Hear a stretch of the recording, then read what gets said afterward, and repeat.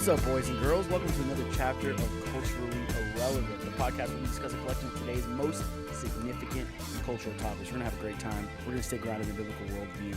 My name is Miguel. I'm joined by my best friends and soon to be yours, David and Brandon. What's up, boys? Oh, yes. What's up, guys? We're back.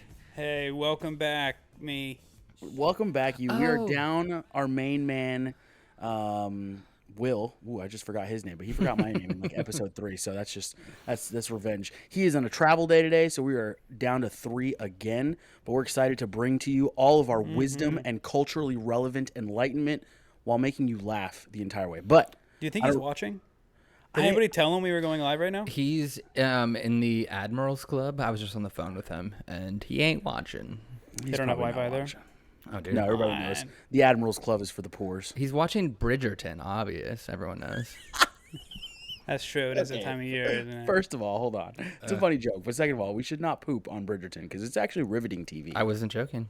Oh, riveting TV. The soundtrack, exquisite. The emotional drama, incredible. And the period piece, I love a good period piece. All I heard was, all right, never mind. It's both things. Since it's just the 3 of us right now, let's talk about something that's happening this Saturday. The 3 of us are going to Renfest. And if I'm not mistaken, Brandon's the only veteran here. David and myself, this is our first time, right? I've renned. You've renned before. I've never renned before. I am so excited.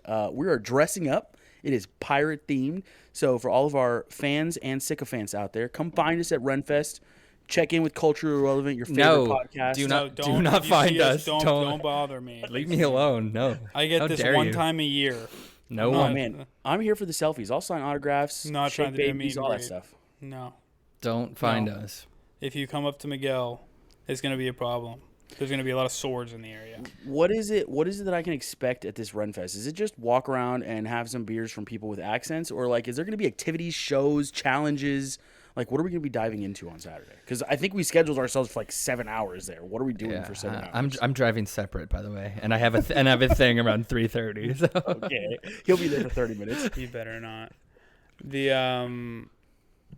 a lot of shows, a lot of activities, a lot of food, a lot of, there's a lot of scheduled, like, kind of big ticket things. So the biggest is the Tournament of Champions, where you have part 1 in the afternoon, probably around 2:30 or so, and then you have part 2 that happens at around like 4:30 or 5. Ooh. And that's on the joust field. So there's like actual jousting? Oh, heck yeah. Oh, man. Yeah. They have, your Renaissance period appropriate entertainment, jugglers, fire people. You'll have like bards and tents doing like funny dark poetry and joking stuff and music. I mean, you have no idea. There's a reason why it's the greatest. That's it. Just the greatest. Fun trivia for our listeners. What does Renaissance mean, Brandon? I'm not a listener. I'm actively on the show right now. Okay, whatever. What does Renaissance mean? So if we break down what does it mean? The etymology of the word. What does it mean? Renaissance, I mean... You don't actually know what it means, for real? Well, I mean, I know the time period. What does the word Renaissance mean? You don't know what the word Renaissance means. Wow. It's... Rebirth, buddy. Come on, Okay. man. Dude, really? Okay.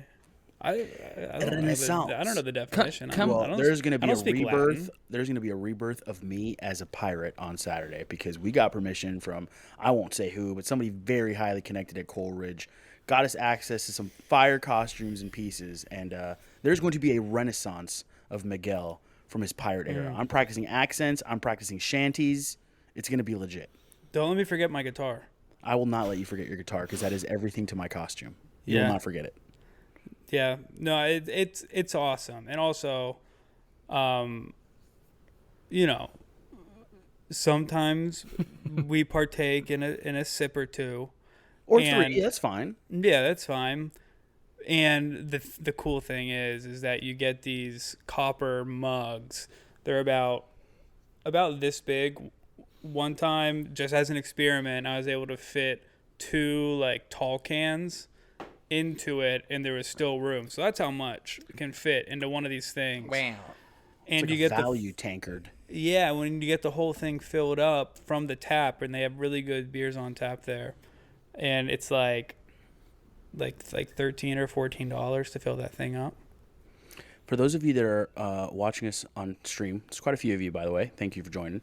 I don't know if you are as distracted as I am, but we got to talk about David's mustache right now. Tell me the inspiration behind such a bold style choice. Because if I'm not mistaken, it's only been around for a week, a few days. I don't even remember seeing it last week, to be honest. I've done a mustache probably 45 times in my life. Sometimes I just want to shave my beard. And just leave a little accent caterpillar on your lip? I don't know. I just do it. Can you do the thing where you make it go like this? No, yeah, it's the word. I've never gotten a single compliment. But sometimes I'm such a contrarian that it's just like, yeah, I'll look ugly today, and I just look ugly. And no, time out. I think you misinterpreted my intention. No, I'm being dead serious, though. I want to compliment you on your beautiful, thick, luscious mustache. It's amazing, really. It's amazing.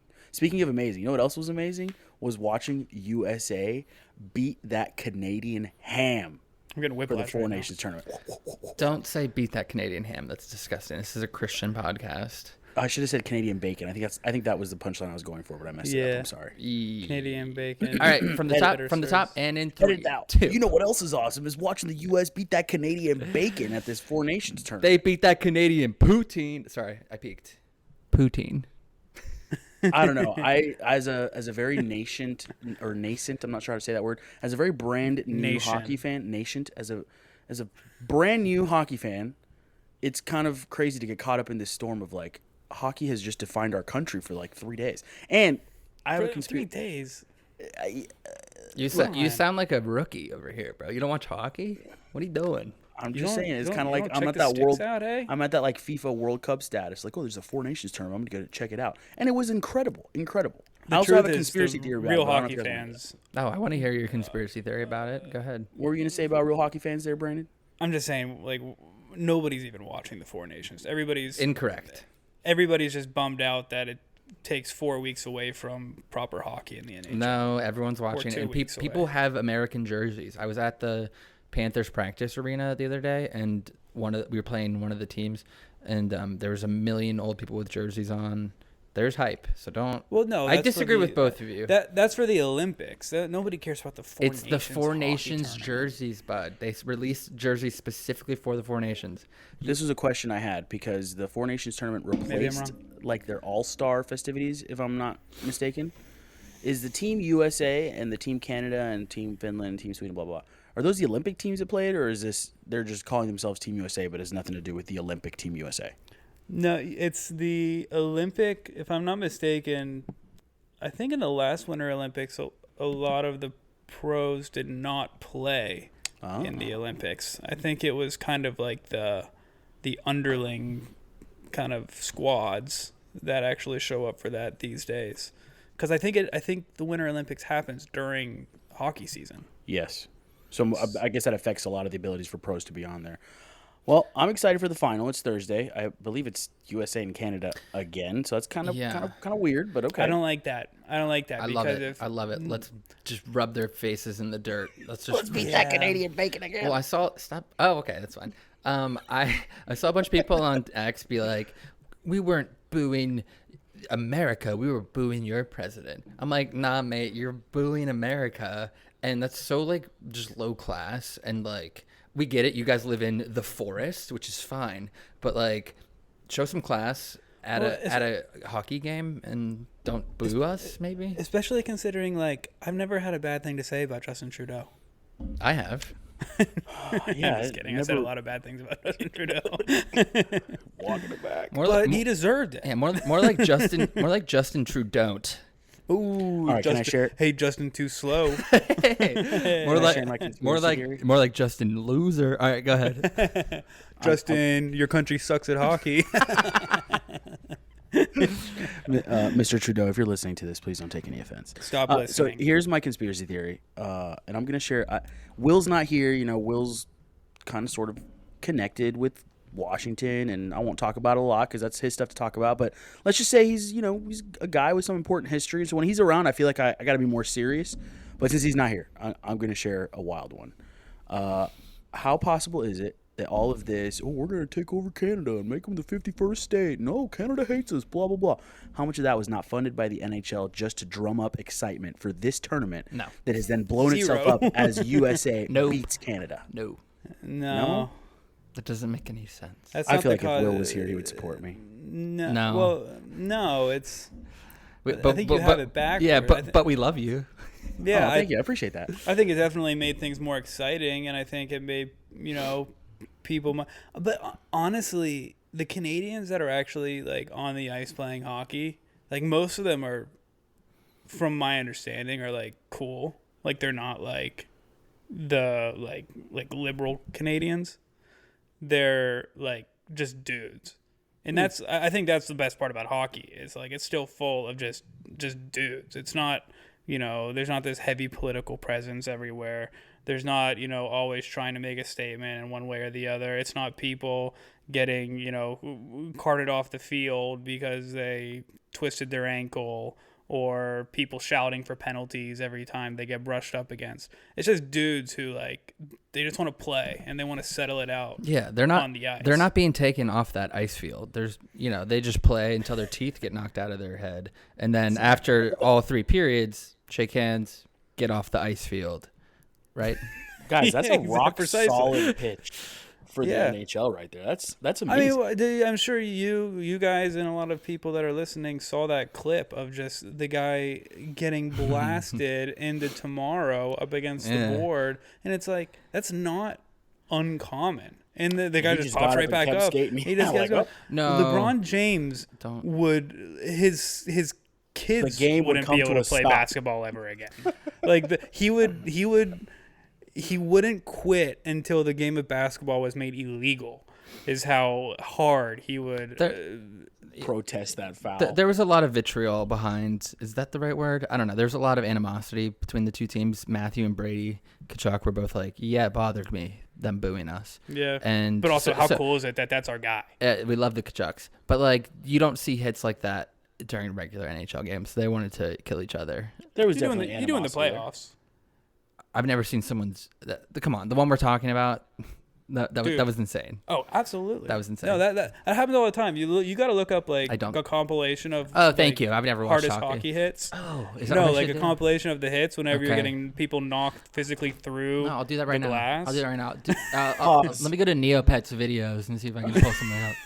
You dummy, you're so annoying, bro. Speaking of sports, You should look out Kachuk whenever he got hurt, he broke his sternum in the playoffs 2 years ago. I was whenever he probably was at the coming game. across. Thank you. Oh yeah, you were in Vegas. I'm done with you. All right, Miguel, go. Ooh, I don't know. It kind of got you there. That's all right though.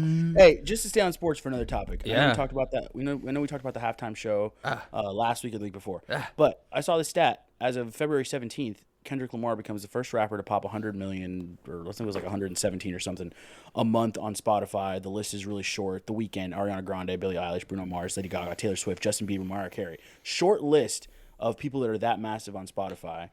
But does it show that the Super Bowl was actually massive? I mean, we were No. criticizing it a little bit, but it feels like in terms of mass market impact, the Super Bowl is king.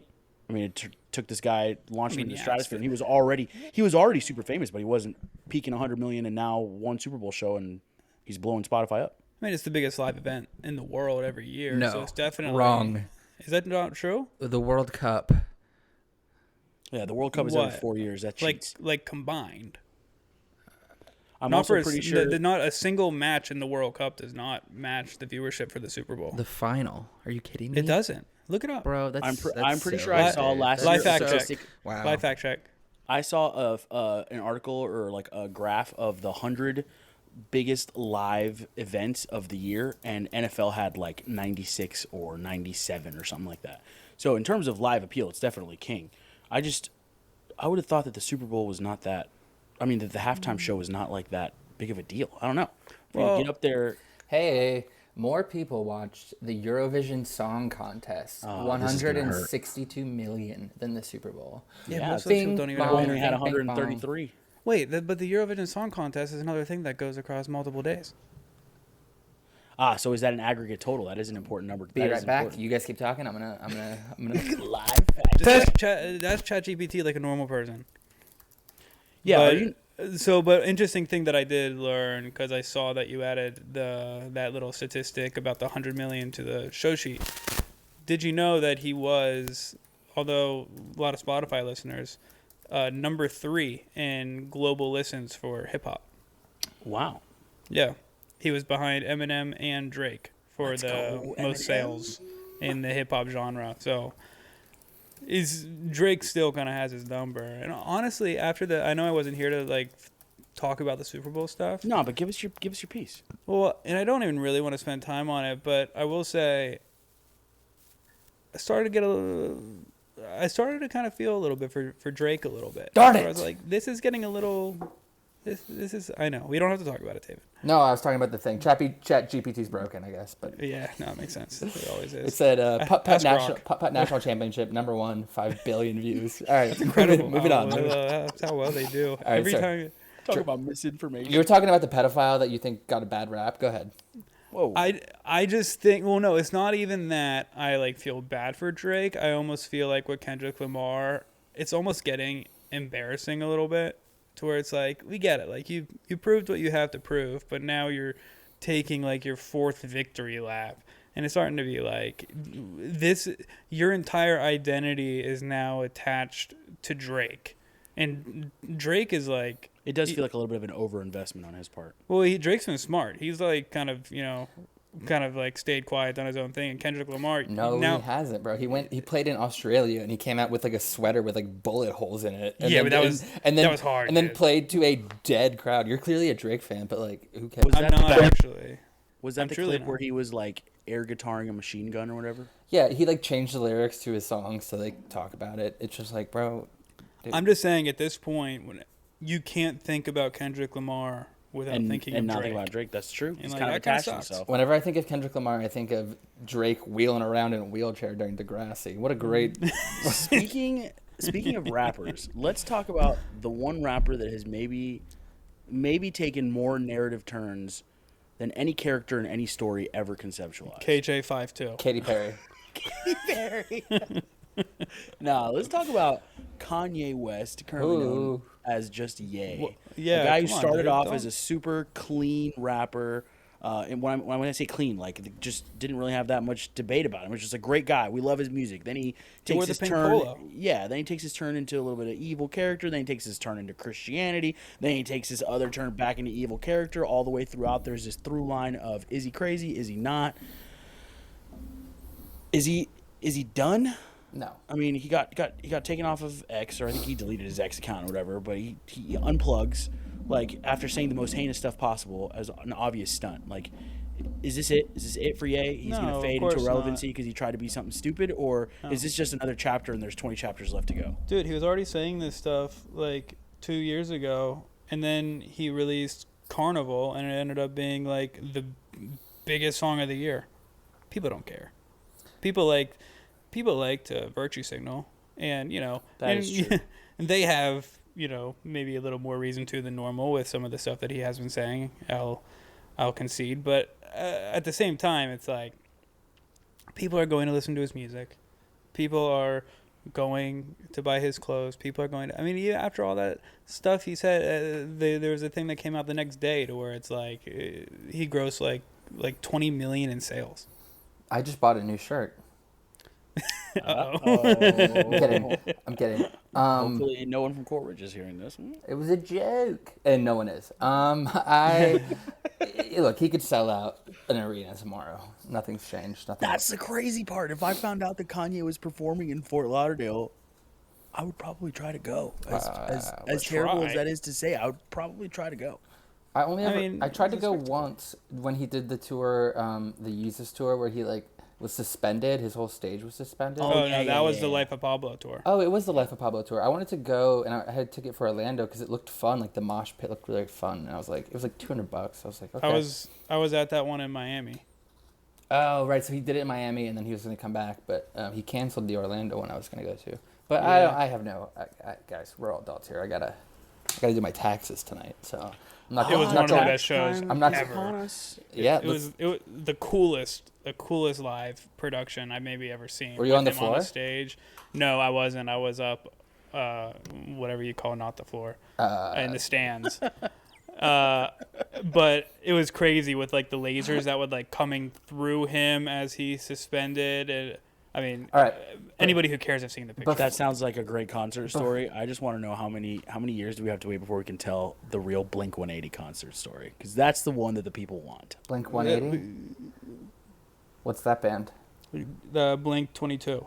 Blink 22. Wait, can we before we move on from Kanye East, can we talk about our favorite albums? Yes. Okay, mine's Yeezus. Yeah, that's probably the correct answer. And then 808's second. I've come to appreciate it more over time. I think The Life of Pablo is a more complete album. It's fun. And that was the one that really kind of hit me hard. I don't know. I like them all. Life of Pablo was the first album I actually listened through for Kanye, so I would pick that one just because that was my starting. I'd listened to like other things he had done, but I'd never actually worked through an album. That's where I crazy. started. That's I know. insane. It's Have you listened like to 'em. Graduation? I believe so.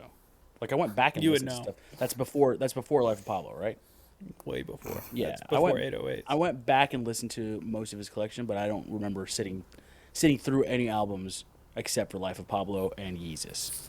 But Yeezus kind of because that's what everybody's doing. I like Jesus is King too. I'll defend Jesus is King. Yeah, I just always was so conflicted with his character turn for Christianity, kind of mostly because I just expected something like this to happen. David, I don't know what you're doing over there, but it's really obnoxious. He's frying bacon right now. Just give him a second. You can hear that? Frying the Canadian bacon. What's up? Not? Could you hear it? Yes, we can. Oh, you There's didn't. like Sorry. there's static right I now. was looking for my Taylor. Well, Brandon keeps touching his mic, and it sounds like we're in a wind tunnel. Stop Sounds touching like your we're mic. I know. Sizzling that I'm bacon. done. Sorry, guys. The- I was looking I for a don't know what we're Kanye talking West about. album, but I couldn't find one in my records. Sorry. I think the only record I own is Donda. Surprisingly, That's his mom. yeah. I have a shirt with her face on the back. She dead. All right. Okay, I think this is enough Kanye talk. Come on. Yeah, you don't have to we remind don't us. have. I have a question though. Give it. Give it. So I think that you bring up an interesting point about your confliction with Jesus is King, with his He just- kind of like heel turn back and forth. Which is what I was expecting, that he was going to turn into a crazy person again after. So I was never really sure if I should put stock into it. But I think so. When I hear your sentiments as we talk a lot about these kinds of things, I don't know David's thoughts as much, but the idea of whether it's the Christian celebrity or somebody thanking Jesus after a win on a football field, or somebody's creating a Christian album who typically creates secular music, or Christian movies and TV shows that come out and you see a lot of conservative Christians all kind of rally around it. Mm-hmm. What are your thoughts on that kind of stuff? I have my own, but I would be curious to hear. Do you approach it kind of like skeptically, or are you just like eager to embrace it because you want it to be genuine? I'm super skeptical of anyone that makes it a point to attach their fame to their faith. So I love when a sporting figure that's well known, that is victorious, he just won the Super Bowl, how do you feel? Well, first and foremost, I want to thank my creator. I want to thank my savior, Lord Jesus Christ. Well, like when you're doing that kind of in the moment, I just want everybody to know how I identify real quick. I'm cool with that. When you are a character built around your faith, I'm skeptical because, first of all, it's a really easy tactic for me to say I'm a Christian automatically attaches me to a huge demographic that I would have otherwise been excluded from. But if I just say the right words and espouse the right beliefs, like suddenly I have an audience. So there's that temptation. But then at the same time, like I just don't see that in Scripture. I don't see in Scripture that any of the apostles are going out there and they're saying, yo, I'm Paul and I used to be, well, I guess Paul's a bad example because he kind of did do that. I used to be a murderer of Yeah. Jews and now I'm a believer of Jews. So I don't know. Maybe I'm undoing my own point right there because Paul kind of rode that status, I guess you can say. So I don't Yeah, Kanye is Paul. All right, guys, we really do. moving on. No, we should move on though because we've been talking about Kanye too long. So let's move on to. I just asked an entirely different question. No, but we should actually just completely move on. So let's talk about We can't let David do whippets before podcasts anymore. So let's talk about something else. My Beautiful Dark Twisted Fantasy is probably the third best, but others might say the number one Kanye West album. So let's change topics and talk about My Beautiful Dark Twisted Fantasy and why it's so good, and the fact that Miguel hasn't listened to it yet, obviously. I couldn't even tell you any of the songs on there. But You're, if I look it up on Spotify real quick, I'll be able to tell you right away. Like, oh, I recognize these songs by their titles. But how are you a Kanye fan? I'm not even a Kanye fan. I never claimed to be a Kanye fan. You just said you were going to go see him if he played in Fort Lauderdale. Yeah, because he's a historic figure, of course. Of course. So, I'd go see a lot of people if they're performing in my area. You don't go to concerts because you like their music? Like, I would never. What was the name of that album again? My Beautiful Dark Twisted Fantasy. That's crazy. So you're not going to... I would never go to a concert because they're a historical figure. I do not care. I have to love their music. I've only ever listened to, like, I can tell you I for sure enjoy, like, 2 Taylor Swift songs. I do not listen to her music regularly. Like, it's not music I seek out. But if I had an opportunity to go see her on the show, I would definitely want to say, yeah, I want to see Taylor Swift once in concert. Like, that's just a historical thing that I want to be a part of, you know? That doesn't really do much for me. Bro. I will say that I did one time go to a concert where Johnny Depp was playing with his high school band in Fort Lauderdale. And he never spoke. He just played lead guitar. But I got to stand there and be like, yep, that's Johnny Depp. Okay, is all of the lights, is that song? Well, you almost hummed did it. You hummed it entirely wrong, but maybe. Yeah. Okay, well, I might recognize that song. Is Monster... Sound of monsters under my bed. No. Was also with Rihanna? No. Okay, well then I only recognize one song off this album. That's all I had to say. Okay, that's crazy. We have to break something to you both, and this is going to be pretty tough to tell you guys. You guys are both weirdos. The fact that you would go see Kanye West if you're not a fan, and the fact that you saw Johnny Depp, it makes you both that's weirdos. Cool. You wouldn't go see Johnny Depp if he was coming to town? I would go see Johnny Depp if he was in my library reading a book. Like, it was in a small club too, the Cinema Club. I don't know if you remember that. That was up in. I know where that is. Yeah, and so like it was a cool venue, and there was only maybe 500 people there. It's just odd. It's weird. It's just odd to me, especially you, Miguel, as a person who loves music. And I heard you playing piano today, and it was very beautiful. It's just odd. Oh yeah, you walked in, you caught me. It's just odd because I'm a emotions music guy or like connections. Like, I would never go to a concert for someone I'm not interested in. But that's where the connection for music happens. The connection with music always happens way deeper in a group than it is individual. So for me, I'm going to get enough experience from being surrounded by people that are big fans that are enjoying this concert together. I'm going to get enough out of being caught in that wave that it makes up for the fact that, like, oh, I'm not gonna be able to sing along to all the songs because I don't know her songs. But dude, a stadium full of a bunch of Swifties, like, that's an experience that I would go once. I'm probably not gonna go twice, but I'm definitely gonna go once. A stadium full of 8-year-olds. Okay, look, I would rather listen to an I don't know why you had to turn it into that. Because it's true. What do you mean? It's true. That's not true. I know so many 20 and 30-year-olds that went to this last concert in Miami. Okay, like, tons of my peers went. So 8-year-olds, your peers, 20-year-olds, and 12-year-olds. So I like to listen to an album. I love concerts, but I like to listen to an album by myself on my record player, or if I'm driving on a road trip, just the whole album. There's nothing wrong with that. I don't need drunk people throwing up on me, or 7-year-olds being like, "Mama, I don't know, I need to go to the bathroom." I love an individual music experience, but did you know that God did not design music to be an individual experience? Did you know that your body is hardwired in such a way that when you experience music with another individual, your literal brain synapses reach out and grow new connections toward that person or those people just because you are sitting in the same room listening to music? If it's heavy metal and it's something you don't like, those synapses are going to make dark connections. If it's music you really like, those synapses are going to make healthy connections. That's how music is designed. Music was designed for a corporate environment. Now, I'm not just saying that because I'm a worship leader in a corporate environment church. I'm saying that because that's neurological music science. Did you just say metal makes dark feelings? Because it's the opposite. It's so not true, bro. I don't remember. See, no, David, he said He said if you push back don't on like, stuff that you don't know what you're talking about. He said I if don't you- remember I've the been to- university that did this study. he but said there's if a you study- don't like metal, it might be a yeah, bad. but also I don't remember the name of the university, but there was a study done with literal just growing little plants, and the plants that had heavy metal music played in front of them grew poorly. The music that had like classical and lighthearted music grew much better than the plants that had to listen to metal music. So take that for what it's worth, but metal music can be kind of destructive. All right, Well, so the it's University of meant to be Phoenix stressful. online did a study. Actually, Wholesale university. Mythbusters did that, but they did like heavy metal. I was just talking about like metal. Like Brandon and I both enjoy metal, so. I'm a big metal fan. David, do you feel like after going to the concert together the other day, we like made like an avatar connection that we're now like? Like a Dragon Ball Z, like you and I both became what's his face? Remember when the two like did Where the are thing? you on the here? Do the thing. On the, Wait. What was that called? Trunk. Who'd you guys go see 1, again? 2, 3. Trunks. I don't know. Whatever. Yeah. Who'd you guys go see again? I forgot. They're called Lydia. Lydia.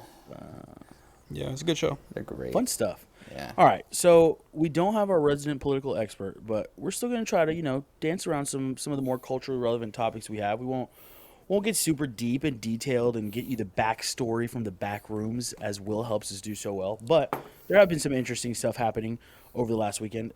Somebody put on our show sheet, quote, "New Elon child," unquote, and I would love for someone to explain what that's all about. Yeah, I think it's an interesting thing that we should talk about as Christian conservatives in light of what's going on right now. It's not so much the point of Elon had another baby with a woman out of wedlock, but it's the reaction to it and what we might feel, as obviously Elon Musk is somebody who many of us feel like is kind of like on our team here at the moment or on our side. And we see this, I've seen it over and over again, where Christian conservatives, and more so, or will highlight Christians, will be willing to kind of like dampen the biblical truth for the sake of being able to draw in certain people, or rather not offend certain people who they feel like they need to be validated. I guess, so we've seen, so the whole thing with Elon Musk, the girl who is now, pregnant, or she had the baby, I don't know. You see a lot of these, Christian conservative people on social media and whatnot all kind of coming through and talking about, oh, this is so great, congratulations, and whatever. And I think there's another interesting thing to talk about, whether, what the response is for, a woman who finds themselves in that situation, and that can be a different thing. But I saw a similar thing. Use the mute mic, oh my gosh. What? Oh no, I thought I was muted. I was muted. Wait. You're not. Wait. Brandon's over here cooking. I think you've been coming through your headphones this entire time. No. Yeah, your breathing's been coming in tight, so we're not. Might be. Who knows? It's all right. It's all right. It wasn't get that down on distracting until you ripped the bell. I was muted, bro. That was the second time that happened. Let's do it on Riverside, guys. This is great. And if I leave, it stops the recording. No, not on Riverside, actually. Not on Riverside. It just creates a new track that Miguel has to do this time. Yeah, so don't do that. It's all right. Just don't burp. Just don't burp out loud. You'll be fine. I'm talking through a microphone that doesn't work. Come on, reheat that meal up for us real quick, Brandon. So you're trying to draw attention to the fact that we have this conservative hero, but he's kind of engaged in acts that are a little bit off the wall. I think a better example is a few years ago, whenever Dave Rubin, if you're familiar with him, who is a conservative pundit, he kind of rolls with the Ben Shapiro crowd. I think he has a show on Blaze TV with what's his face, whatever. That's not the point. But he put an announcement picture to where it came out that him and his partner were expecting 2 babies from surrogate pregnancies. And then you saw all of these, Christian conservative, influential individuals come out of the woodwork to be like, "Oh, congrats, Dave. This is amazing. You're going to, be such a great father, blah, blah, blah, blah, blah." when in reality, it's like we know that this is not a good and healthy thing. This is something that's, potentially going to be, in some way detrimental to the lives of these two babies. We get that Dave Rubin. I wouldn't say potentially, but I understand where you're trying to be gracious. Yes. Yeah, but so it's like I get like we like the things that Dave Rubin says, and I like a lot of the things that Dave Rubin says. But we so often are talking out of both sides of our mouth whenever it comes to this kind of stuff. And I remember, just one last example, and I'll shut up for a minute, where it's, we went to see Jordan Peterson did like a live thing in Fort Lauderdale. And we went to go see him, and he was talking about, the necessity of the family unit and how, for the psychology of like the child and the family, it's like this is the biggest thing that we can do and blah, blah, blah, blah, blah. And then, lo and behold, the moderator for the post-talk was Dave Rubin, who's married to a man with two surrogate babies. And it's like, well, what are we doing? What's going on right now? Yeah. So, this goes back to what I was saying before about celebrity attaching your fame to your faith, and that's where you start to see those lines blurred. It's one thing for me to be a believer and come to you and say, look, I'm a believer, but also I'm struggling with lust. I need to talk about it. I have these issues. Like, I need help. I need accountability, whatever. It's another thing for me to be a nationally recognized figure who preaches or who pontificates about theology and the gospel, and everybody follows me. Now I have this pressure of how do I reveal myself to these quote unquote fans. And so I feel like for a guy like Elon, we attach all of this weight. I don't know. I'm struggling to find a good word to say, like all this spiritual weight to, because man, he represents what we think needs to happen. And then something like this comes out, and now you're stuck because you, myself included, by the way, because I was posting stuff on Instagram and like I'm celebrating everything that's happening at DOGE, and I'm celebrating. I love space. I love everything he's doing. Well, I'm celebrating this guy, and then suddenly this thing comes out, and it's like, okay, well now what do I do? Am I supposed to explain away his sin? I mean, I don't know what's going on in his life. I'm just using general words, talking as if I know, but I don't know what's going on in his personal life or that relationship. So I'm not trying to cast aspersions. I'm just saying, what do I do now? Do I have to readjust how I talk about him? Should I have not invested so much attachment to him before, or is it just like, let live and let live? Do you think you can't be a fan of someone if they don't ascribe to your faith? No, I don't think that. Okay, then why would anything change? You never thought of him as a Christian. He never was. Right, so, but what about all the people that are downloading my opinions or receiving something that I say differently now because of how attached I got to him before and what he's done? They should be able to differentiate. You can't look at people, especially celebrities. And this is something that someone close to me actually does, which I really do not like. He looks at celebrities and athletes as like they should be these great people, and when he sees them as their true selves, whether it's a golfer, a tennis player, a football player, Formula One driver, it offends them, and he'll be like, oh, yeah, I used to like him, but this. I go, I like these people, knowing that they're not Christians, knowing that they're awful people. I like them for their excellence in what they do. I like Elon for the excellence of what he does. I never expect him. I pray for all these people to one day become Christians, but just because they do something that doesn't align with my beliefs doesn't mean that I look at them any different or regret how much I love them or how much I support them. You know what I mean? That's a good point. It's almost like the privilege of celebrity.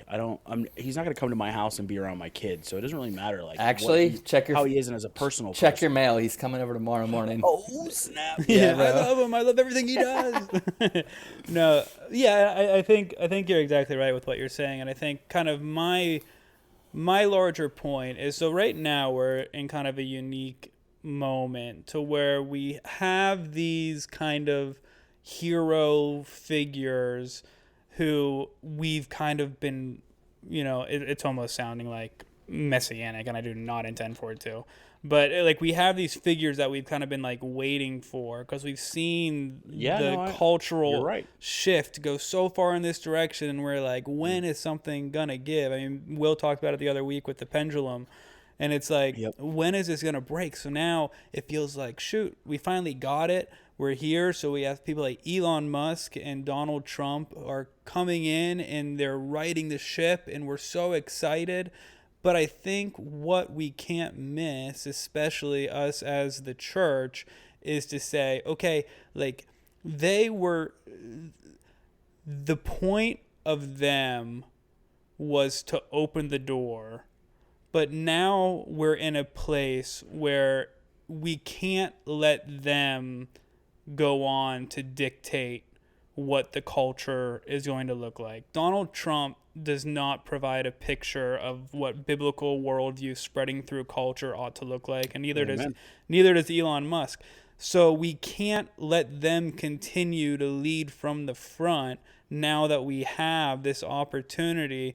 Now's the time to where the church needs to be able to come out and say, okay, we love kind of what you're doing on this macro level, and we love, kind of these principles on which we're aligned, but ultimately you've made a path for us now to come through.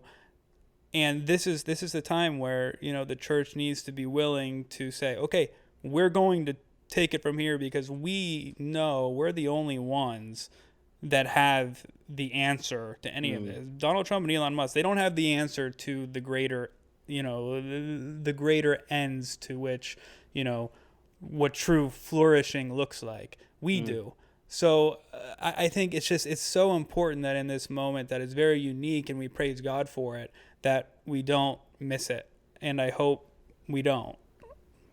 That's a good point. We are in victory tempted to just chill, when really that victory doesn't mean, it means something, but it doesn't mean anything to the people that are still walking around lost, headed for an eternity without God, because they haven't heard or believed in Jesus Christ as Lord and Savior. Like, that hasn't changed.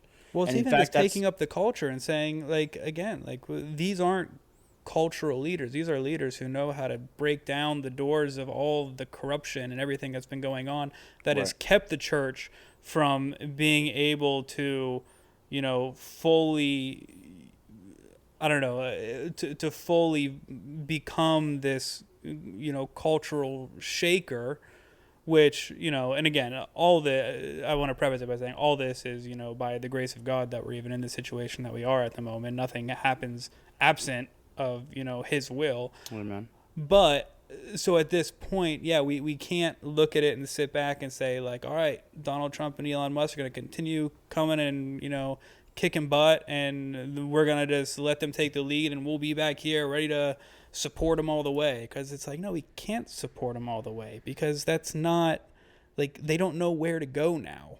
Right. Man, culturally irrelevant. The only podcast where you'll come to hear us walk you through a path that starts at Elon Musk and ends at Jesus Christ. And at the end of the day, he is the way, the truth, and the life. Not our political leaders, not our political saviors, but Jesus Christ. Come on, wrap it up. Wrap it up for us there, David. Put a bow on it. Oh no, I was just gonna say starts with whatever, ends with whatever, and then has me burping and breathing into the mic right in the middle, right there in the middle. That's good. But no, but I think just wrapping up, Brandon, I agree. Look, these are people at the end of the day. They're humans born with sin nature, and I think if you look at the entire, it does seem like in the political sphere, the entire cultural spaghetti, people really do look at politicians, celebrities, athletes as these like actual heroes, and so you can love someone, support them, and not actually be like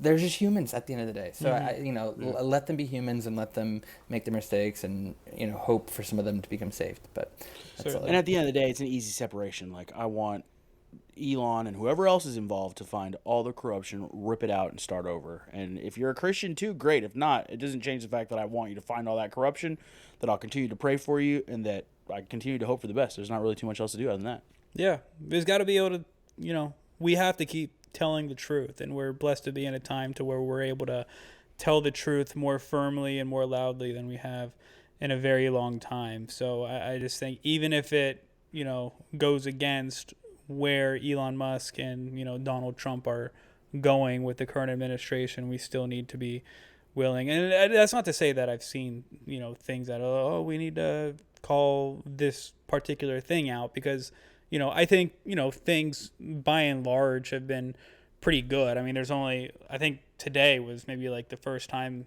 that I've actually seen something that like I truly didn't like. But I know, so I think, things have been good, but we, have to be willing to tell the truth. I mean, things are going super good, and I'm excited that they are digging for more truth. I'll take this as a great jumping off point to give some DOGE updates, because this is one of my new favorite things to follow. Your stat's wrong, by the way, on the money saved, unless you updated it. Oh, I looked at it yesterday, so no, I have not updated it as of today. Yeah, I think there's been some big savings. Hey, Brandon, what's your middle name? Snopes? Because you're always fact checking, bruh. Well, I do know that this is an exciting fact check. It is a great fact check. Last Friday was the third highest total day. Almost $3 billion canceled in a single day. I mean, we're talking about 70 DEI contracts just under the Department of Education that were worth almost $400 million. So Friday was a huge day. But since last week, my favorite little figure on the website, doge-tracker.com, it breaks you down savings by taxpayer. And look, Mr. Musk, if you're listening to this and you need ideas, go ahead and listen to this. I'm not saying this is true. I just like to pretend that little number is going to become some stimulus check in the future that Donald Trump's just going to sign over. No, they talked about that today. They did? I have not heard that. That is somebody, exciting. And this is so crazy how the government works now, apparently, where somebody on Twitter was talking about the money saved, kind of what you're saying, and he's like, what would be the odds that there would, we could set up like a taxpayer dividend? And Elon Musk replies to the post on X and is like, "I'll bring this to the president tomorrow and see what he thinks." You guys, is not real. No, but you guys can't seriously be in favor of a taxpayer dividend or a stimulus check. That's no, yeah, I hate free. I think a taxpayer. No, I think a taxpayer dividend for the money that's immediately saved, because that money's already money's already budgeted. Where's it going to go? It's a government handout. Where's it going to go? It's not a government handout. It's my money. Brandon, do you know about the deficit right now? Do you know about the interest on the debt? It's the stupidest thing. All I'm saying is $344 per taxpayer is not going to put a ding in the debt. Give it well, no, by the time it's done, it would be like a couple houses. And I'm sorry to get angry about this, but actually during COVID, the small business loan, the PP, what I don't know what it's called, but the PPP loans. But a person I know who was an executive at the time, the company got that loan, and he goes, "We're immediately paying this back. We're not using a dime of this because we don't." That's great. Why did he do that? Because people who, you shouldn't know. I'm just saying. Okay, well you guys should take those COVID stimulus checks were sweet. I'm just saying, if they want to throw more my way, I don't care if it's a government handout or not. I'll take it. I think it's a stupid thing to think because of what government handouts are and how I think my conservative political position is against any type of government handout, and we see it everywhere, from unemployment to disability to Obama phone lady, which we talked about. It's the dumbest thing. It's a waste of money. And for us, which I'm not doing, but for you guys to go, oh, now that we're cutting things, we want stimulus. I think it's stupid. That's not what it said, though. It's not. You're talking about checks in the mail. It's not a stimulus. It's a dividend. It's money that we were giving to the federal government that was being used in extraneous circumstances to fund the dumbest crap ever that is being returned to my pocket. I already gave it to them. I'd rather them give it back. How is that not it should just be a tax break then? Why is it a stimulus? Well, no, the dividend would probably be a tax credit at the end of the year. I'll take it as a tax credit too. You just talked about like it being a check in the mail, so no, that was Miguel that was saying that because he was talking about stimulus checks. I'm saying with the tax dividend, how it would be set up, it would be returning that money to the taxpayer because it's coming off the books, and we're the ones who funded it. Well, as of yesterday, that potential tax credit / stimulus check is up to $327. I'm just saying, stimulus implies stimulating the economy via the printing of more money. That is bad. I agree with David. I'm just trying to evoke the good feelings that came when Trump cut us checks during COVID. That's all. I know you got new hardware. Those were terrible. And I did. And that was a bad idea, and then ended up. It was a bad idea. All right, whatever. It was a bad idea. You're right. We agree. No, you do not. Miguel does not agree with me. I do not agree. I want that money. Put that cash in my pocket. It's not a good economic. That's money that I worked for, that I earned, that I chose to legally give my government, because there's options and ways to not do that. We all know. I willingly gave those taxes to my government because my Bible says that I'm supposed to give to Caesar what is due to Caesar. I gave it to Caesar. Caesar squandered it away, and now he's discovered, like, oh, I had all this money sitting here that was going to be used for bad things, but we've taken it back. Here's your money back. Oh, thanks, Caesar. Oh, That yeah, no, I encourages agree me with next that. year. I'm just saying the stimulus thing. The All right, stimulus we was a won't call it a mistake. stimulus. We'll just call it a refund check. Is that better? No, it would be a tax dividend. Okay, tax dividend. I like that official term. Right. Mr. Musk, if you're listening, we're all for your tax dividend idea. He's not, and he will never be, and no one listens. David, I know that you're a hater, and then we have to drag your butt into this podcast every week because you think you're too cool for us. But we have hundreds of downloads. We have fans all across the world. We have fans in Dominican Republic. We have fans in France. So please do not disparage our growing listener base, because we love you. We're thankful for you. Even though David pees on you every episode, No, we recognize you. David and we loves see our you. French audience. Look at his face right now.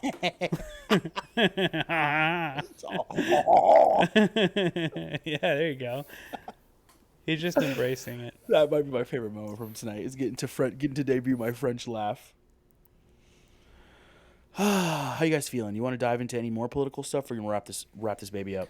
I feel like I saw something else. If we wrap it up, can I do the cinnamon challenge at the end? Yeah, definitely at the end, but save yourself. Drink some water to get yourself hydrated. Okay, we need to post this back on Instagram real quick. Just tune in for the end of the show, because one of our co-hosts is going to do the cinnamon challenge. And I'm not going to do a Smart. teaspoon. I'm just going to like toss The it. whole thing? No, I just actually, like I actually can't wait for this. Hold on, because we have one other segment to talk about. This might actually get us kicked off live streaming, but Is it dangerous? I mean, people have died. Oh, then I From won't. the cinnamon challenge, really? Yeah. Oh, then I won't do Okay. it. I don't want to do it. I was just going to shove the entire thing in my face, but if people have died, then I won't. Well, it just dries out your airways, and it could Man, that like would've you could been choke. You could choke on it. That would have been such a tragic end to the Sorry, culturally guys. relevant Well, now I feel podcast. bad about it. I was gonna let him do it, and he didn't know. Well, you saved my life. I did, so I guess. All right. It's Our a catch recurring 22. segment, Habits for Humanity, and today's habit is don't do the cinnamon challenge because it's dangerous. That's good. Dude, what do you think about all those plane crashes still? This most recent one was crazy. Everybody's already. Everybody alive. It's the new. Yeah, that was wild. But also, people are blaming Trump. It happened in Toronto. And I saw a funny tweet from, I don't know if you follow Greg on X, and he was like, the craziest thing about this whole thing to me is that there were 80 people going to Toronto. It's like, shoot, you're right. All those Yeah. people on one plane. That was kind of wild, man. It's funny how the new virtue signal is wait for information, don't give information. But honestly, I mean, I've only seen the clip a few times, but I've been flying my whole life, and I feel like I can say with pretty good certainty that plane came down hard Oh, on yeah. that tarmac. Hard on that Well, tarmac. it crashed the landing gear. I mean, so, I don't know. It crashed the landing gear, everyone. All you I'm not gonna admit- aviation nuts out there, it crashed the landing gear. I'm not going to say that Yes, it's I don't think that's a bad term. 100% pilot error, stand by but the visual does not look good. Now, how are they blaming that on Trump exactly? I don't missed know, that. but well, they're just saying that because of the DEI cuts, that it's leading Affecting to Canada too, huh? I don't know, but when in reality it was, I can't remember who was the new travel secretary, but Well, wasn't Pete Transportation. wasn't Pete Buttgag the last one? yeah, he was. Buttgag. yeah, Am I saying that right? Yeah, that's great. Yeah. No, but well, it was funny. Like I think it was Eric Swalwell, which I love super following I mean, Eric Swalwell. well, dude, He's so if funny. you want to sleep with Asian spies, he's your guy. He's been there, done that. He's been there, done that. What's her name? Fang? Is that her name? Yes. I think it is her name. Gosh. But no, he was talking about how it's like, the more plane crashes of any administration in their first so-and-so days have happened under Donald Trump. And like 5 minutes later, there's a community note on it being like, it's just not true.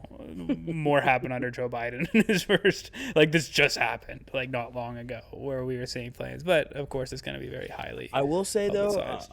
I mean, I guess some people would say 35 is, oh, you're so young. It doesn't feel young. It feels, pretty old and experienced. Oh, at this you're point. halfway dead. I just don't remember any season of my life where plane crashes were this much a thing as it's been over the last 3 months, 6 months. If you want to go back like 2 or 3 years to cover the Max 8 drama, just this little period of my life, it feels like Well, planes have been 2001. going really bad very frequently.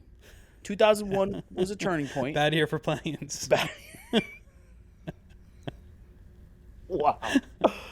A real bad year for planes, and Especially tall near the end of the towers. year. I saw this kid on Instagram went into a Halloween store, and you know how they have like the bags with like the costumes, and then like the cardboard little printout of what the costume is.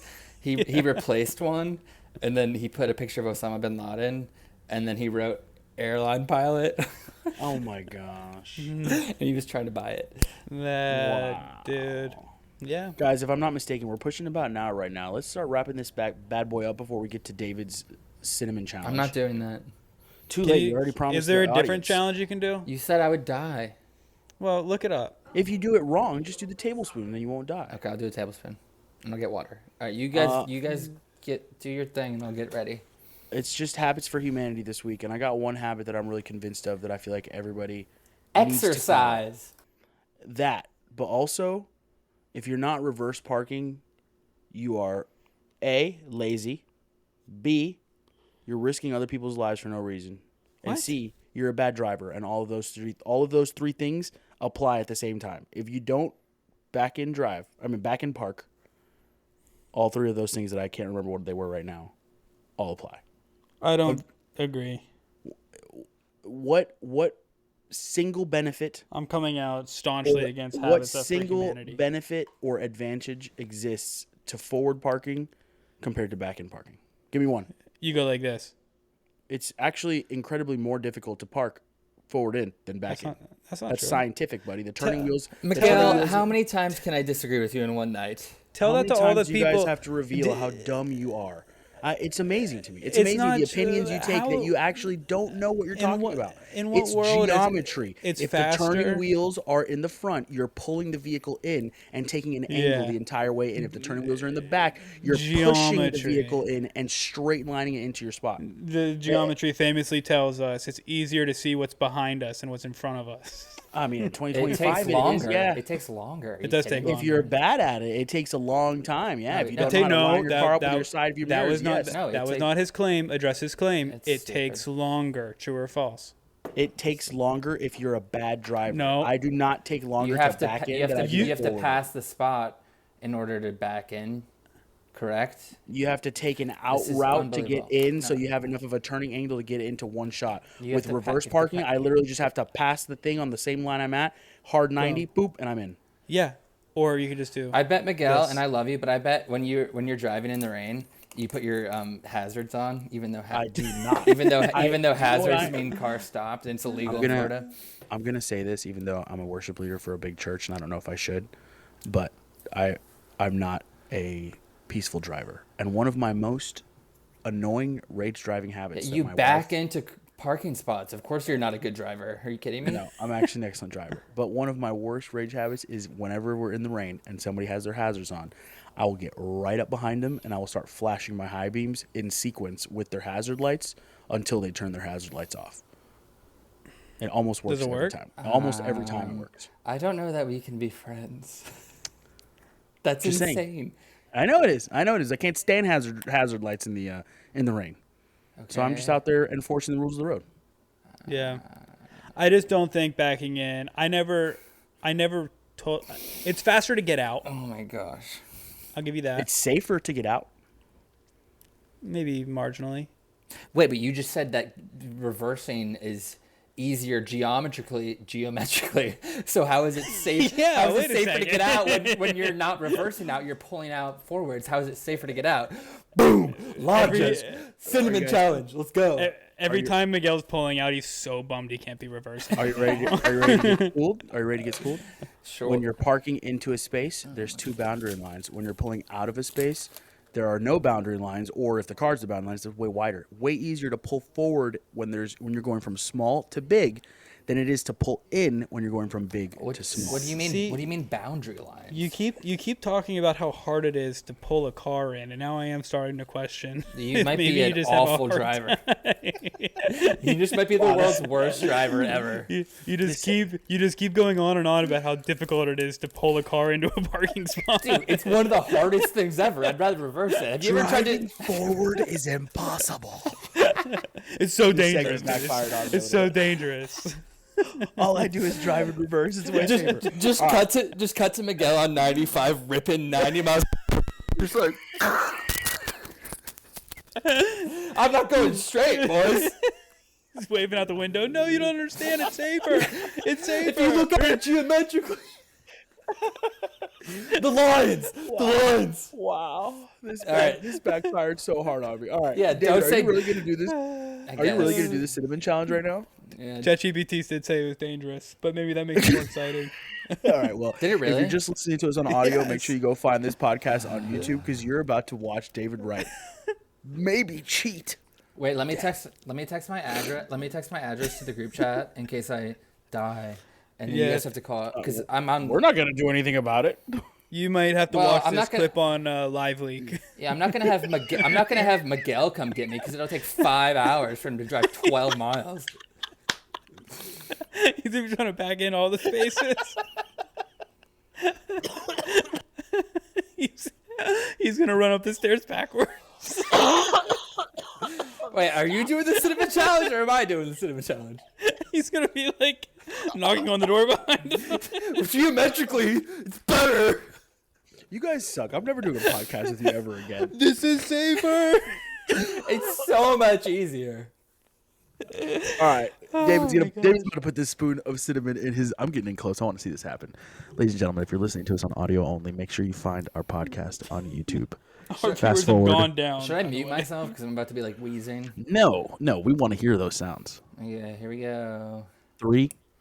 Oh, he didn't wait for the one? countdown. Oh, he's already shaking his head. He's already headphones are off. He's gone. Oh no! Wait, David, we need to know if you're okay. This is the best podcast we've done so far. David, are you there? No, he's not there. He took his headphones off. Okay, He's let gone me from the talk you camera. through it. So right now he's gone from the camera. We're singing empty seat. Oh, Did you swallow or did you spit it out? Bro, come on. I actually spit it out reversed, which means I swallowed it. Because it's actually geometrically. If you look at it, it was actually safer at that point. and it's easier when I'm pulling out. I can't breathe right now. All right. So, for those of you that are just joining us, make sure you park back in and don't do the cinnamon challenge. I believe that we have been culturally irrelevant long enough, but maybe for the never best long hour that we have done yet so far. I hope somebody thinks so because that was so much fun. That was fantastic. I love you, boys. Let's get out of here. I love you. Hey, David's gone. I'll pretend to be him.